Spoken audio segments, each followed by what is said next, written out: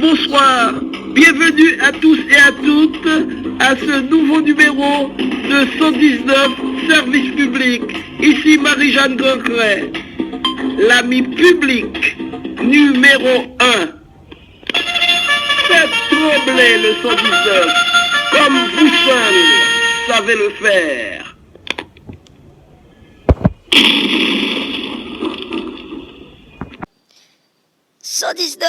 Le coin santé, bonjour. Vous êtes Jean Le Puyan.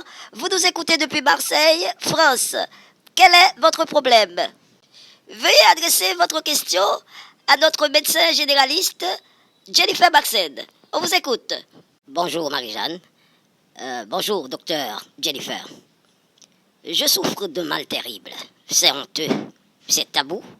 On n'en parle presque pas. Ou du tout. Et pourtant, c'est présent, c'est constant au sein de notre société. Pour faire court, docteur Jennifer, votre serviteur souffre de la mauvaise haleine. Bonjour à vous, Jean Le Puyan. Il faut dire que j'ai franchement souri en vous entendant dire que vous souffrez de mauvaise haleine. Le terme n'existe pas dans le milieu médical. Nous parlons plutôt d'halitose. Et là encore, il s'agit d'un mal communautaire et non individuel. Je vous rappelle, docteur Jennifer, que je n'ai rien d'une communauté. Je suis un individu, citoyen camerounais, de confession catholique. Je suis baptisé, confirmé et renouvelé, identifié au numéro 001 492. Cela nous suffit amplement, monsieur Le Puyan. Permettez que je vous pose une seule petite question. Comment savez-vous que vous souffrez d'halitose? C'est assez simple. Les gens se détournent le visage quand je leur adresse la parole. Vous me donnez raison, Jean Le Puyan. Donc, ce n'est pas vous qui souffrez de mauvaise haleine. C'est plutôt votre communauté qui a besoin d'aide. Pour définir votre statut, vous représentez vous-même un simple agent bactérien actif, qui serait tout à fait inconscient des ravages qu'il provoque au sein de la communauté si vous n'étiez pas un être humain.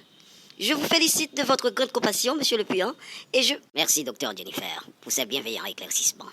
Alors, qu'est-ce que vous pouvez faire pour apporter de l'aide à ma communauté souffrante? Là encore, monsieur Le Puyan, tout repose sur vos épaules courageuses pour délivrer votre communauté. J'ai toute une liste de médications rapides et efficaces, suivant le cas de figure, à vous proposer. Boire du jus de citron non sucré et... Déjà proposé, expérimenté et sans efficacité. Très bien. Alors, voyons pour le deuxième cas de figure. Petit B, préparez une solution à base de bicarbonate de soude et... Déjà proposé, expérimenté et sans efficacité. Alors, continuons d'avancer. Figure numéro 3, c'est-à-dire petit C, mâcher du persil frais et... Déjà proposé, expérimenté et sans efficacité. Nous ne perdons pas courage, monsieur Le Puyan, on passe tout de suite au suivant. Petit D, utilisez le charbon végétal et... Déjà proposé, expérimenté et sans efficacité. Monsieur Le Puyan, nous allons nous tourner vers les huiles essentielles et... J'ai déjà ingurgité toute la panoplie et gargarisé toute la gamme des huiles essentielles, y compris les spéciales. Monsieur Le Puyan, vous venez d'épuiser toutes mes ressources. Il ne me reste plus que les grands moyens, je veux dire les mesures draconiennes. Va pour les draconiennes. Très bien, monsieur Le Puyan, je vous remercie pour votre grand courage. Alors, la prochaine mesure. Vous avez là un contexte particulier qui joue en votre faveur. La Covid-19 aidant, vous allez porter un masque spécial pourvu d'un dispositif essentiel où l'air ne passe pas. En l'occurrence, choisissez le FFP2 renforcé sans filtre, que vous devez garder H24, sauf pour prendre les repas et effectuer les bossages. Multipliez par 3 la distanciation sociale, soit de 4 à 5 mètres. Mais, docteur Jennifer, je vous rappelle que je suis le premier assistant d'une grande agence immobilière. C'est moi qui suis responsable du marketing. Je dois recevoir constamment les clients, à qui nous offrons un accueil personnalisé. Dites-moi donc, comment vais-je faire pour... Désolé, Jean Le Puyan, je suis formel et catégorique sur le port prolongé du masque et la distanciation sociale. Et que faites-vous de l'accueil personnalisé, docteur Jennifer? Le contact verbal est inévitable. Désolé, Jean Le Puyan, je maintiens fermement les consignes. Le seul moyen de cesser de dépersonnaliser les clients, c'est d'utiliser le langage des signes.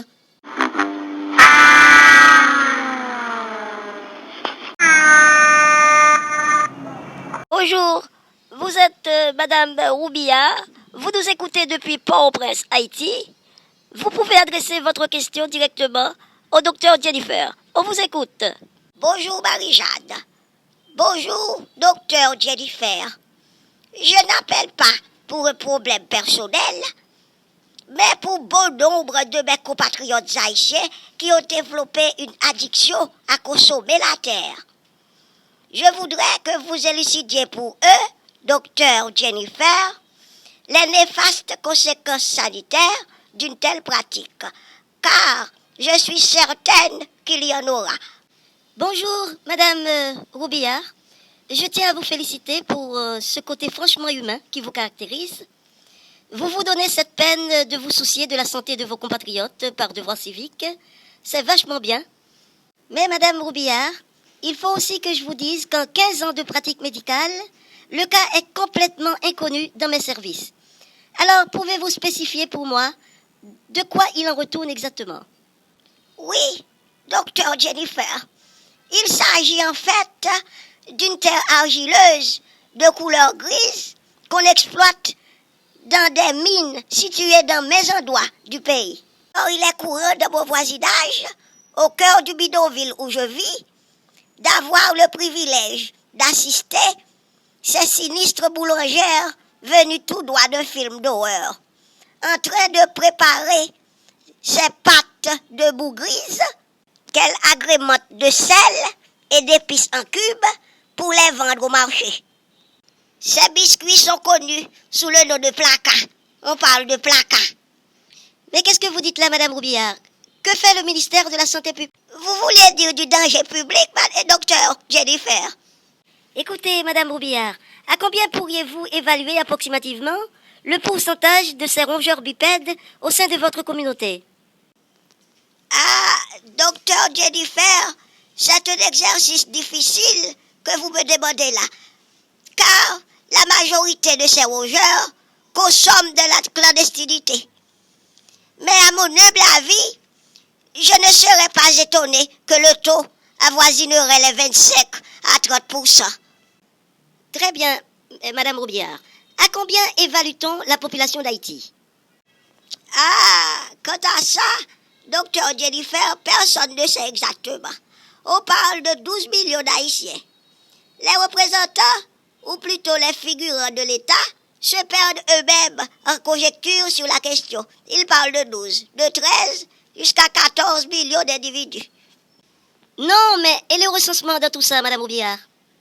Au lieu de recensement, ils ont plutôt opté pour le lancement. Très bien, Madame Roubillard. Alors, par respect envers ces sonorités, ou plutôt ces autorités d'Haïti, on adopte leur méthode de rancement. Alors, pour rancer comme ces dignitaires, on va faire comme s'il s'agissait de 12 millions d'Haïtiens pour de bon. Par déduction, la population haïtienne compte dans ses rangs pas moins de 400 000 gloutons pentagoliques qui ont décidé de dévorer la planète. Prenez courage, Madame Roubillard. Vous avez encore de beaux jours devant vous pour sentir le sol d'Haïti sous vos pieds. Car ces 400 000 termites humaines et leurs descendants prendront 3 milliards 500 millions d'années pour disparaître Haïti complètement de la carte mondiale. Mais qu'est-ce que vous me chantez là, docteur Jen?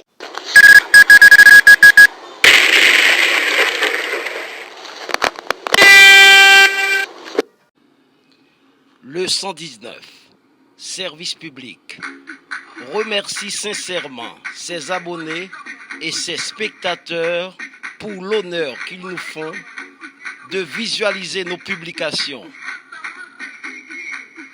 Notre but est de les divertir. Nous prenons plaisir à le faire.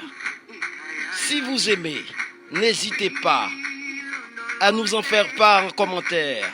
Agitez la cloche de notification pour ne rater aucune de nos publications. Partagez avec vos amis. Mettez un j'aime et surtout, abonnez-vous.